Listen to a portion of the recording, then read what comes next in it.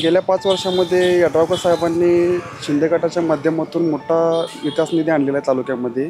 मला तरी असं वाटतंय की साधारण एक जातीय समीकरण सगळा भाग जर बघितला तर गणपतदादा पाटील हे निवडून येऊ शकतात. नाही, यड्रावकर साहेब 101% येणार. राजू शेट्टी साहेब जर आले तर गणपतदादांचे निवडून येण्याचे चान्सेस हे 200% होते. हा मतदारसंघ कुणाचा बालेकिल्ला आहे? यड्रावकरांचा पक्ष पक्ष पक्ष शिवसेनेचा होता, आता बी शिवसेनेचाच आहे. खरी अपक्ष शिवसेना आहे. ह्याचं वरस्थान एक शरद पवार आहे याचा माणूस.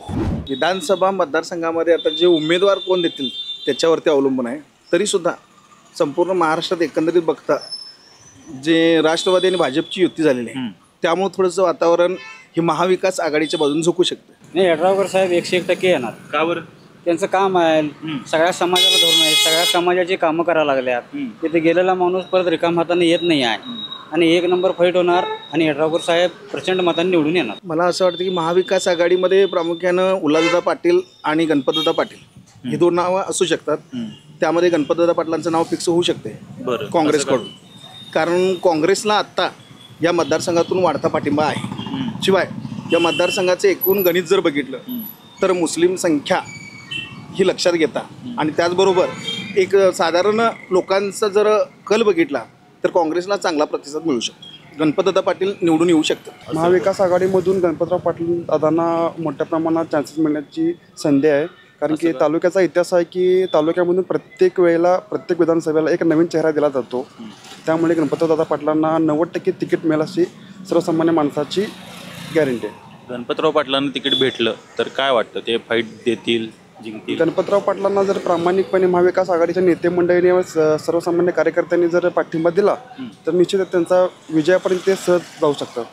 आता गणपतदादांचं कारखान्याच्या माध्यमातून तर आहेच, त्याचबरोबर ते एक समाजसेवक आहेतच. कारण या भागामध्ये जी पूर परिस्थिती आहे, जमिनीला मीठ फुटलेलं आहे, ते मीठ कसं कमी होईल, जमिनीचा पोत कसा सुधारेल यासाठी क्षारपड मुक्तीसाठी ते खूप काम करत आहेत. शेतकऱ्यांना भेटत आहेत किंवा त्याचबरोबर शेतकऱ्यांच्या समस्या सोडवण्याचा प्रयत्न करत आहेत आणि त्यामुळे गावागावातनं त्यांना पाठिंबा हा वाढत चाललेला आहे. त्यामुळे मला वाटतंय की जर गणपतदादांना जर तिकीट मिळालं तर 100% ते निवडून येऊ शकतात. मग अशी तुम्ही म्हणला पाटलांचं ताकद मतदारसंघामध्ये पाटील निवडून येतील असं नाही, तसं कसं आहे, आता मी बोलतो म्हणजे त्यांना पक्षाकडनं हे मिळालं, काँग्रेसकडनं मिळालं तर त्यांचं काँग्रेसकडचं म्हणजे त्याला मग जनता ही विभागली जाणार. 12 बोलीदार विभागली जाणार. मुस्लिम हे 12 बोलीदार आहेत ना, मग ती काँग्रेसलाच पडणार. गेल्या 5 वर्षामध्ये यड्रावकर साहेबांनी शिंदे गटाच्या माध्यमातून मोठा विकास निधी आणलेला आहे तालुक्यामध्ये. तालुक्यामध्ये बऱ्यापैकी 90% विकास कामं झालेली आहेत आणि उर्वरित 10% कामं पण येत्या 2 महिन्यामध्ये त्या कामाचा शुभारंभ होईल. त्यामुळे ह्यावेळी विधानसभेला यड्रावकर विरुद्ध शेट्टी साहेबांचा जो उमेदवार होतील तो आणि महाविकास आघाडीचा उमेदवार असं तिरंगी लढत होईल. यड्रावकर साहेबांचं जे काम आहे ते त्यांच्या परीनं चाललेलंच आहे. प्रत्येक त्यांच्या कार्यकर्ते असतील, त्यांची गावं असतील, परंतु एकंदरीत जे गेल्या 1 वर्ष 1.5 वर्षभरापासून जे वातावरण बदललेलं आहे की उदाहरणार्थ शिंदे गट फुटून बाहेर पडला, भाजपने एक रणनीती आखली, त्यानुसार ते बाहेर पडले. त्यानंतर अजितदादा शरद पवारांना सोडून बाहेर पडले. यानंतर एक जनमानसामध्ये किंवा भाजपचं वरचं केंद्रीय नेतृत्व जे आहे ते कुठंतरी महाराष्ट्रावर अन्याय करते असं एक जनसामान्यामध्ये एक मत प्रवाह आहे की सगळे उद्योग गुजरातला नेले जात आहेत, गुजरातवर जास्त फोकस आहे, महाराष्ट्राकडे थोडंसं दुर्लक्ष करते भाजप. या भावनेतून काँग्रेस आणि राष्ट्रवादी NCP शरदचंद्र पवार गट या गटाचं या ठिकाणी थोडंसं पारडं जड होऊ शकतं. की यड्रावकर साहेब तटस्थ जरी राहिले असते तरी चाललं असतं, परंतु त्यांनी शिंदे गटासोबत जायला नको होतं. त्यांनी स्वतः अपक्ष म्हणून लढले असते तरीसुद्धा त्यांचे निवडून येण्याचे चान्सेस होते. प्रत्येक समाजाला त्यांनी निधी दिल्यात. आता बहिरवडीला दिल्यात, कुरुंदवाडात दिल्यात, मराठा समाजाला दिल्यात, धनगर समाजाला दिल्यात, जैन समाजाला देणार आहेत. सगळ्या समाजाला त्यांनी धरून आहेत आणि तिथे गेलेला माणूस रिकाम हाताने परत येत नाही. त्यांनी आणि त्यांच्यावर फिल्डिंग संजय पाटील यड्रावकरांची आहे. पण हा मतदारसंघ कुणाचा बालेकिल्ला आहे? हा बालेकिल्ला हे यड्रावकरांचा पक्ष पक्ष पक्ष शिवसेनेचा होता, शिवसेनेचा होता, आता बी शिवसेनेचाच आहे. खरी अपक्ष शिवसेना आहे. ह्याचं वरस्थान एक शरद पवार आहे याचा माणूस.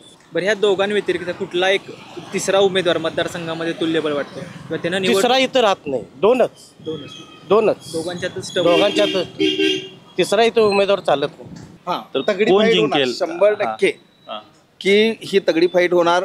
एक 50-50% कल असू शकतोय, परंतु मला तरी असं वाटतंय की साधारण एक जातीय समीकरण सगळा भाग जर बघितला तर गणपतदादा पाटील हे निवडून येऊ शकतात. तिथं सुद्धा उल्हासदादा शिवसेना उभाटा गटाकडनं आणि गणपतदादा काँग्रेसकडनं यामध्ये कदाचित या ठिकाणी थोडंसं वाद होऊ शकतो. परंतु मला असं वाटतं की काहीतरी वरिष्ठ लेवलवरनं प्रयत्न करून गणपतदादांना हे तिकीट मिळेल आणि जर गणपतदादांना तिकीट मिळालं तर 100% ही सीट बसू शकते. या सगळ्यात एक महत्त्वाचा फॅक्टर येतो तो म्हणजे शेट्टी साहेब. राजू शेट्टी साहेब फाईटमध्ये आलेच बरोबर. तर मग आता काय होईल? राजू शेट्टी साहेब जर आले तर गणपतदादांचे निवडून येण्याचे चान्सेस हे 200% होतात. असं का? कारण ही जी मतं जी काही यड्रावकर साहेबांची कमी होणार ती राजू शेट्टी साहेबच घेणार आहे. अशी कशी काय म्हणजे ते काय? 100%. कारण थोडंसं आपल्या मतदारसंघाचा अभ्यास जर केला तर एक जातीय याच्यानुसार जैन समाजामध्ये सुद्धा मग शेट्टी साहेब आणि यड्रावकर साहेब अशा पद्धतीने थोडेसे 2 गट होऊ शकतात आणि त्यामुळं या समाजामध्ये मतं विभागली जाऊ शकतात. त्यामुळं शेट्टी साहेब जेवढी मतं घेतील तेवढी यड्रावकर साहेबांची घेतील आणि त्यामुळं गणपतदादांचे निवडून येण्याचे चान्सेस वाढू शकतात. तरी त्यातल्या त्यात चिन्ह घ्यायचंच म्हटलं आता आपल्याला, चला महाविकास आघाडी किंवा महायुती यापैकी कुणाचं तरी आपल्याला चिन्ह घ्यायचं आहे, कुठलं घ्यावं? तिने महायुतीकडनं जावं, एकनाथ शिंदे संघटनेने जावं. बरं, का बरं? पुढे त्यांना याचा मदत केल्यात भरपूर आणि पुढे मदत करणार आहे. आत्ताचे विद्यमान आमदार साहेब तुमच्यासमोर समजा असतील आणि त्यांना तुम्हाला काही सांगायचं असेल, संदेश एक असतो मेसेज जनतेचा, तर काय द्याल मेसेज? जनतेचा हाच मेसेज राहील की यड्रावकर साहेबांना ना, यड्रावकर साहेब तुमचं काम बऱ्यापैकी समाधानकारक चाललेलं आहेच. फक्त जर आपण त्या पद्धतीचा निर्णय थोडासा घेतला असता की बाबा उभाटा किंवा या काँग्रेस राष्ट्रवादी NCP-कडनं शरदचंद्र पवार गटाकडनं राहण्याचा, तर 101% इथं आपल्याला फाईटला कोणीही माणूस नसतं. जर शरदचंद्र पवार गटासोबत यड्रावकर साहेब असते तर मी काय सांगतोय की त्यांच्या तोडीला माणूस दुसराही कुठला राहिला नसता. एवढं 100%. सगळ्या समाजात धरून तुम्ही गावात चौकशी करा, कुठेही चौकशी करा, कुणालाही त्यांनी परत पाठवलं नाही आहेत. सगळ्या समाजाला धरून सगळ्यांना निधी दिल्यात, सगळ्यांची कामं चालू आहेत. कुरुंदवाडचा छत्रपती शिवाजी महाराजांचा पुतळा असू दे, गावातली कुठली कामं असू दे, काय असू दे, मराठा समाज किंवा कुठलाही समाज आहे, इतर सगळ्या समाजाला त्यांनी निधी देऊन कामं त्यांची चालू झाल्यात. गेल्या 5 वर्षामध्ये यड्रावकर साहेबांनी शिंदे गटाच्या माध्यमातून मोठा विकास निधी आणलेला आहे तालुक्यामध्ये. तालुक्यामध्ये बऱ्यापैकी 90% विकास कामं झालेले आहेत आणि उर्वरित 10% कामं पण येत्या 2 महिन्यामध्ये त्या कामाचा शुभारंभ होईल. त्यामुळे ह्यावेळी विधानसभेला यड्रावकर विरुद्ध शेट्टी साहेबांचे जो उमेदवार होतील तो आणि महाविकास आघाडीचा उमेदवार असं तिरंगी लढत होईल. आमदारांनी कामं केलेत का? हा केलेत. काय काय कामं केलेत मतदारसंघात? नाही, मतदारसंघात सगळे म्हणजे जनतेसाठी पाणी पुरवठा हे ते अधिक सभागृह हे ते जनतेसाठी हे दिलेलं आहे. विद्यमान आमदार जे आहेत आपले, तर यड्रावकर साहेबांना तुम्हाला 10 पैकी गुण द्यायचे म्हटले तर किती गुण द्याल? 10 पैकी जर 10 पैकी तसे गुण द्यायचे असते तर 100% त्यांचं काम बऱ्यापैकी चांगलं झालेलं आहे. परंतु मी सांगितलं जसं आत्ता की जशा पद्धतीने 1 वर्षभरामध्ये गेल्या जे वातावरण झाले त्यामुळं थोडंसं ते जे त्यांचे 5-6 गुण होते ते कमी होऊन 4-4.5 वर येतात फक्त. बरोबर. कारण साहेबांचं काम चांगलं चाललेलं होतं, सगळं चाललेलं होतं, फक्त त्यांचा तो निर्णय कदाचित थोडासा जनतेला पटलेला नसावा असं मला वाटतं.